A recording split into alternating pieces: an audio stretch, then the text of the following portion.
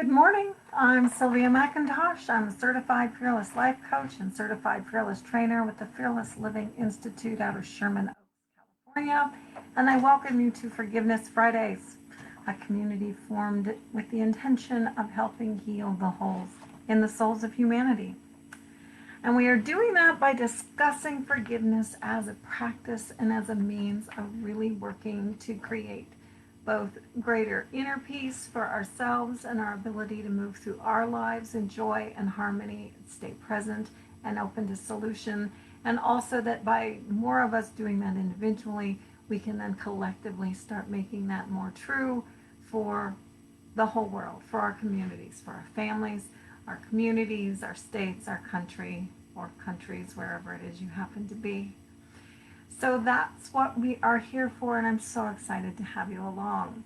This is a pre-recorded video. Facebook has changed something, and so for the last couple weeks I haven't been able to download my live videos, and I want them. So I have recorded this one in advance, and it will still go live at 9 o'clock Friday morning, even though it won't actually be live. But what is still live and in real time is our Forgiveness Friday Zoom chat, which happens at 9:30 on Friday mornings, Eastern Daylight Time here in the U.S. And if you don't already have that invitation, then PM me or email me so I can send that to you. I'm not going to publish that information because I want to make sure we don't end up with people in the group that are just there to cause trouble. However, I really would love to have anyone and everyone join. So if you don't have that invitation, then go ahead and PM me so that I can get that to you before 9:30 so you can join us today.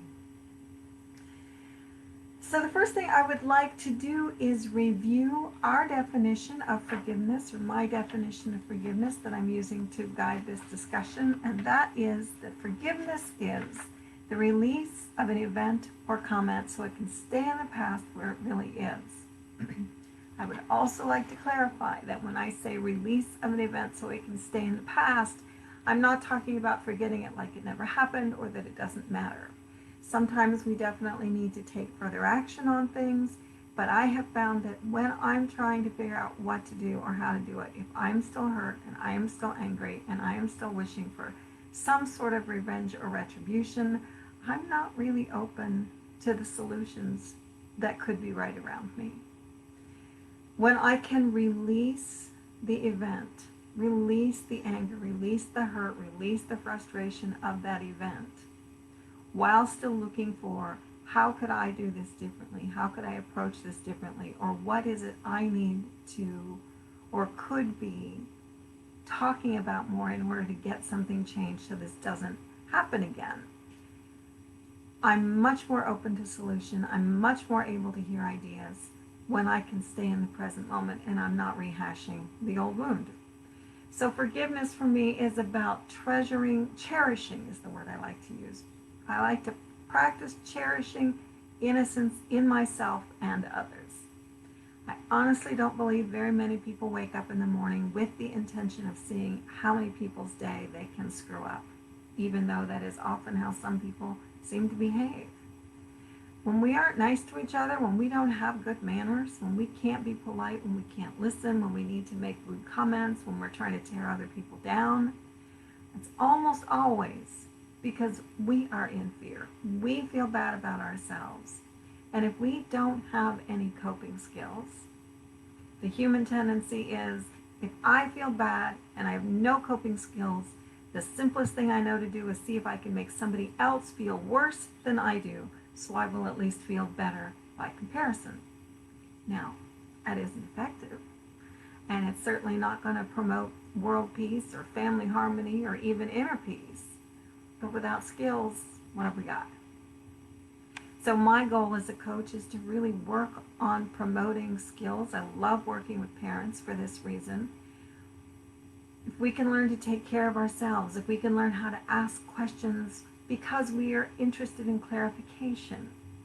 One of my favorite chapters in Rhonda Britton's book, Change Your Life in 30 Days, is Never Confront Again, where she talks about, rather than thinking, well, I've got to confront this person because they did this or that, and it just can't be that way anymore. If we're seeking clarification, hey, you know, the other day or this morning or whatever it was, this happened. And I thought we were headed in a different direction. And so I would like to hear more about what you were thinking. I need a better understanding of where you're coming from so we can work together on this. I love the idea of clarification rather than confrontation. One of the things that does for me is it takes away the concept or the attitude of I'm right, you're wrong, or you're right, I'm wrong. If we don't have right and wrong, if we have difference and we're looking for a way to meld the difference, that to me puts us on equal footing. If someone's wrong and someone's right, then we have someone looking down on the other one, and it's very hard truly to feel a sense of cooperation and teamwork when I'm looking down on someone or if I feel I'm being looked down on. So clarification, it's not really a forgiveness tool, but it is a practice that I love because it supports me in trying to get a better understanding of what's going on when I am unhappy with a situation or the way things are going. So we've talked about a handful of Fear Buster exercises in this series that have all come from Rhonda Britton, since that's where my training is. Those are the tools I tend to use most. We've used a letter where she provides some stem sentences and you can write to someone, including to yourself, explaining what you wish was different and how you were hurt. We have a couple exercises where we have columns on the paper and you can write something here, and then there are other things that you write to help you identify the problem, identify what you would need or like to move forward and your willingness to move forward.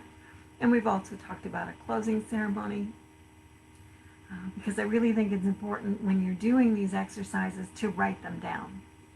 We need that visceral experience. We need to be physically involved in the forgiveness process. And then one of the things the closing ceremony does is the way for me to get rid of everything I've written, because when I'm writing that honestly and that hurt, because it always starts out with hurt, it doesn't end that way usually, but I don't want other people to know I think that way or have felt that way. And the purpose of the writing for me is to allow me to recognize how hurt I was and then slowly open myself up to, okay, in this moment, what do I want? How would I like to move forward now? And I don't usually want to move forward from a place of hurt.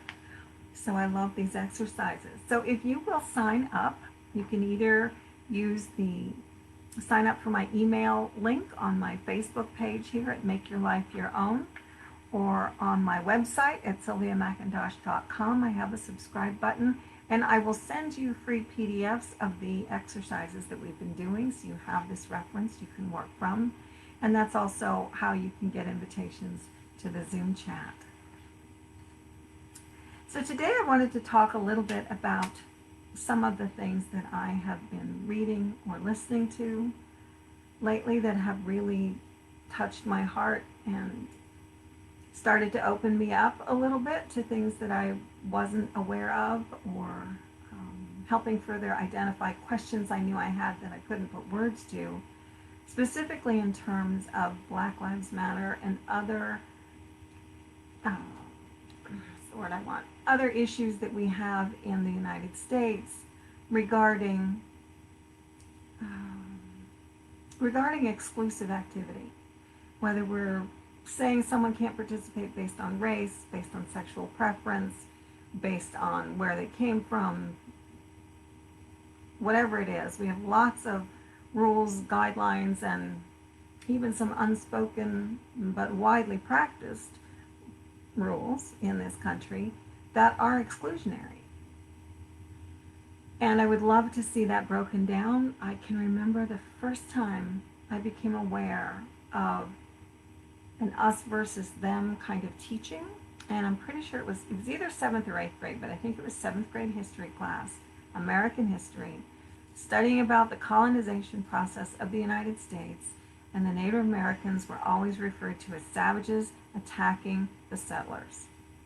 And I was always confused by why were the Native Americans being labeled as the savages? Because we were invading their country. They were protecting their homeland.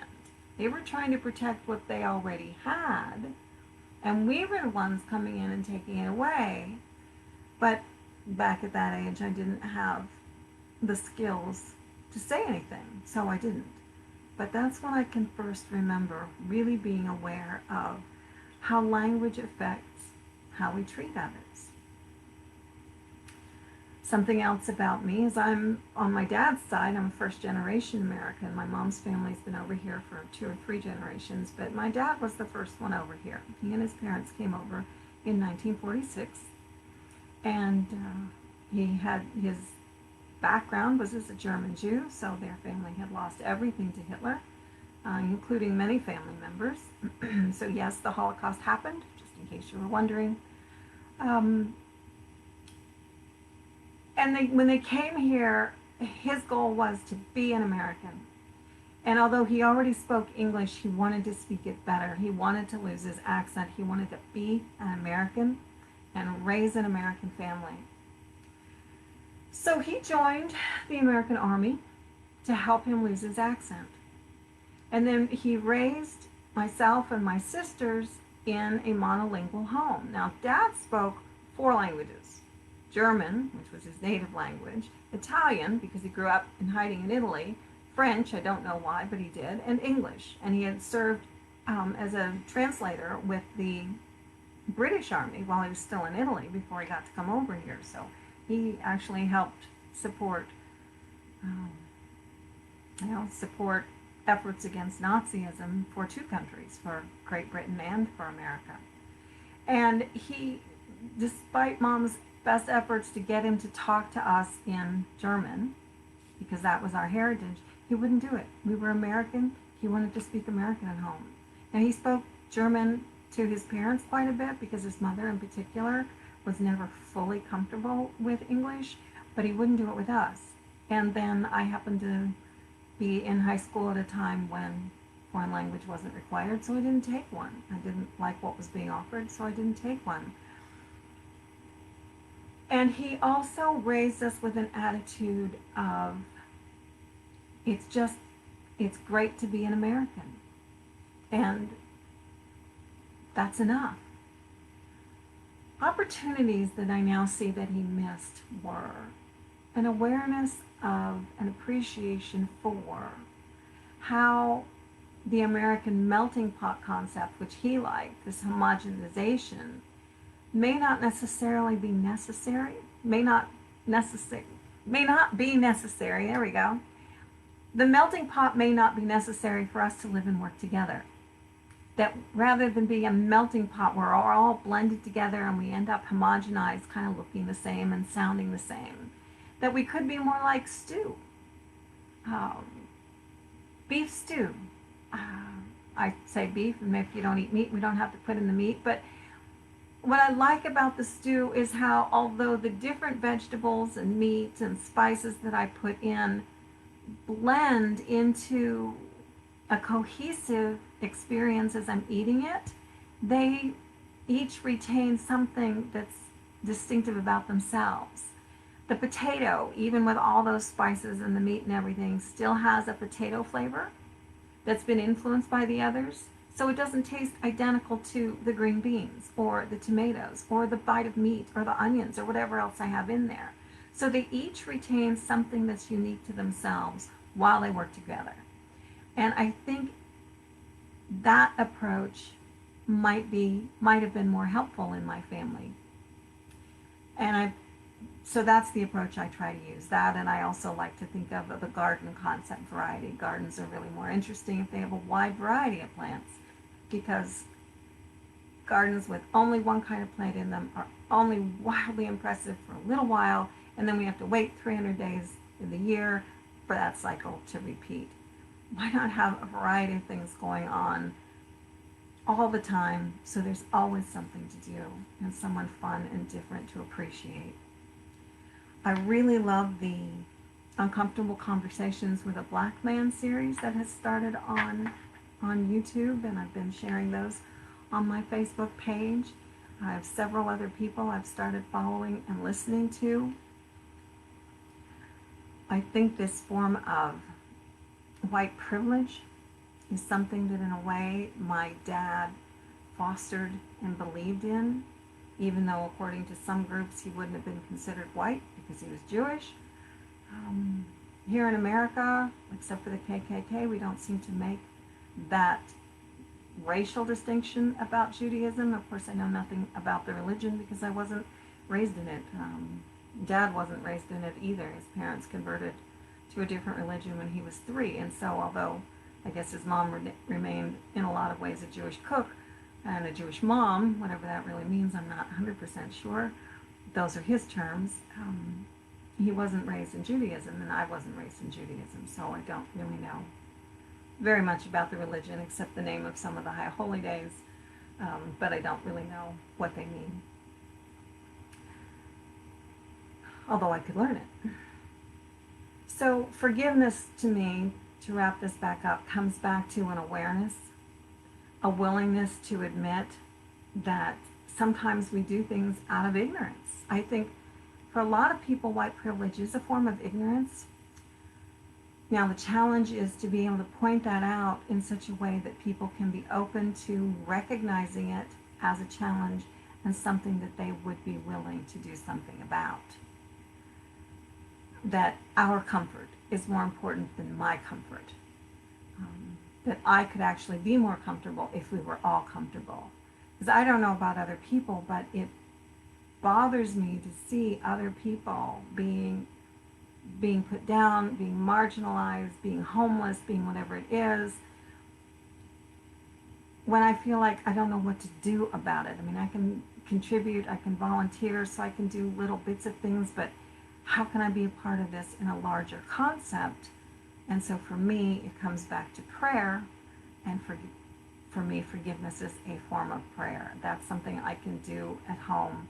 It's something I can do that I believe has a universal effect, because doing so guides then how I behave, what I say, and how I interact with others when I'm out and about. And I really want to be more inclusive and welcoming. I am an introvert, so I don't usually start conversations, although most of the time, unless somehow I feel threatened or condescended by the way I'm approached, I can't think of a time when I have refused to engage if somebody did say hi to me first.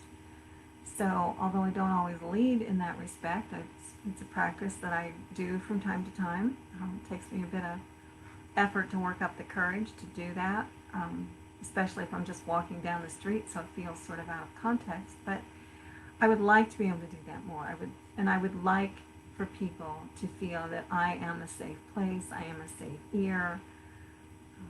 I'm willing to listen, and I'm willing to help in any way that I can, find resources, offer resources, share ideas, which is what this whole conversation is meant to be about. So I would love to have you join me at the Zoom chat. I would love to hear how forgiveness shows up in your life. How has it supported you? What questions do you have? I happen to be partial to the Fearless Living tools because that's where my training is, but I would love to hear what other tools people have. I personally have found the Fearless Living tools to be really supportive in helping me make some of the teachings, some of the words I was given in my Christian upbringing, making them more practical, understanding what the idea of love thy neighbor really looks like. Forgiving 70 times 7, what does that look like? What does forgiving look like? How is it practical? And how can I do that while still recognizing if something needs to be addressed and work toward change and correction? So I hope that you will join me in the Forgiveness Fridays Zoom chat, which is going to be starting at 9:30. If you don't have that invitation, email me or private message me now so I can send that to you. I'm Sylvia McIntosh with Make Your Life Your Own Life Coaching. Thank you for being a part of this community to heal the souls and heal the holes in the souls of our community, of humanity.